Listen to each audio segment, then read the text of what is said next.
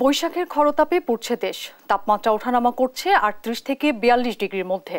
দেশের অন্তত ১২ জেলায় তাপমাত্রা ৪০ ডিগ্রির উপরে। আজকের আবহাওয়া পরিস্থিতি জানাতে এই মুহূর্তে রাজধানীর আগারগাঁওয়ের আবহাওয়া ভবন থেকে যুক্ত হচ্ছেন সহকর্মী হাসান মাহমুদ। হাসান, হিট অ্যালার্ট আরো কতদিন বলবৎ থাকবে এবং এই নিয়ে আবহাওয়া অফিস কি বলছে?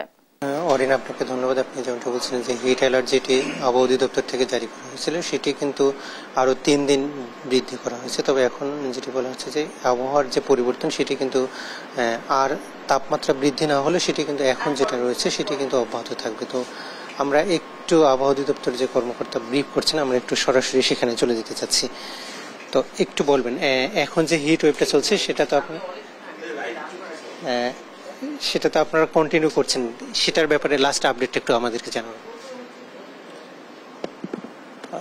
যেটা হচ্ছে চলমান যে তাপদাহর আপনার সতর্কবার্তা ছিল, এটা আমরা আরো ৭২ ঘন্টার জন্য এক্সটেনশন করেছি। তবে আগে যেটাতে আপনার তাপদাহ যে কথা বলেছিল যে এটা কন্টিনিউ করবে এবং এটা বিস্তার লাভ করতে পারে, তবে আজকে যেটা আমরা অ্যালার্ট মেসেজ দিয়েছি এখানে বলেছি যে এটা কন্টিনিউ করবে।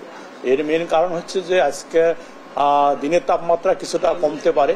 এর মেন কারণ হচ্ছে ইতিমধ্যে আপনার কিছুটা মেঘ আছে আকাশে এবং তার সাথে একটু বাতাসও রয়েছে। এই কারণে হয়তো আপনার আজকের তাপমাত্রা হয়তো কিছুটা কমতে পারে, তবে উল্লেখযোগ্য ওইভাবে কমবে না। কারণ হচ্ছে আগামীকাল পরশু আবার দেখা যাচ্ছে যে হয়তো তাপমাত্রা একটু বাড়তে পারে। সেক্ষেত্রে যেহেতু আপনার দেশের বিস্তীর্ণ এলাকার উপরে আপনার আপনার তাপদাহ রয়েছে এবং কিছু এলাকা বিশেষ করে আপনার রাজশাহী, খুলনা ডিভিশন, ঢাকায় কোনো কোনো জায়গায় আপনার অতি তীব্র তাপদাহ রয়েছে। এই কারণে হচ্ছে কি আপনার যেহেতু আপনার বৃষ্টি নেই, বৃষ্টি এই যে কন্ডিশন এটা আরো কন্টিনিউ করবে আগামী আরো কয়েকদিন।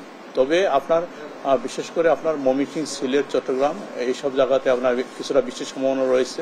তবে এই বৃষ্টিতে ওই রকম তাপমাত্রা কমবে না। হয়তো দেশের কোনো কোনো জায়গায় লোকালাইজ বৃষ্টি হতে পারে, সেই বৃষ্টিতেও আপনার এই তাপমাত্রা কমবে না। এটার কারণ হচ্ছে যদি তাপমাত্রা যদি আপনার যদি ৩৬-৩৮ থাকে আর বাতাসের জলীয়বাষ্প যদি বেশি থাকে, অর্থাৎ জলীয়বাষ্প যদি 80%, 90% থাকে, সেক্ষেত্রে যেটা হয় হচ্ছে আপনার দিনের তাপমাত্রা যেমন বেশি এবং রাতের তাপমাত্রা ওইভাবে কমতে দেয় না। দেখা যায় যে আপনার ঢাকাতে রাতের তাপমাত্রা প্রায় 29 ডিগ্রি কাছাকাছি। অর্থাৎ হচ্ছে রাতের তাপমাত্রা দিনের তাপমাত্রার কাছাকাছি যখন চলে আসে সেই সময় কি হয় আপনার যে দিনের যে গরমের যে তীব্রতা এটা রাতেও ফিল হয়। এই জন্য হয় কি আপনার যে বিশেষ করে যারা দিন খেটে খাওয়া মানুষ, যারা মাঠে কাজ করে, তাদের জন্য এটা আরো কষ্টদায়ক হয়ে দাঁড়ায়। কারণ হচ্ছে আপনার শরীর যে সময় জলীয়বাষ্প পরিমাণ বেশি থাকবে সেই সময় শরীর ঘামবে এবং বাইরে চলাফেরা করা অনেক সময় কষ্টদায়ক হয়ে দাঁড়ায়। দর্শক, ব্রিফ করছিলেন আবহাওয়া অধিদপ্তর থেকে, আমরা সরাসরি সেখানে যুক্ত ছিলাম।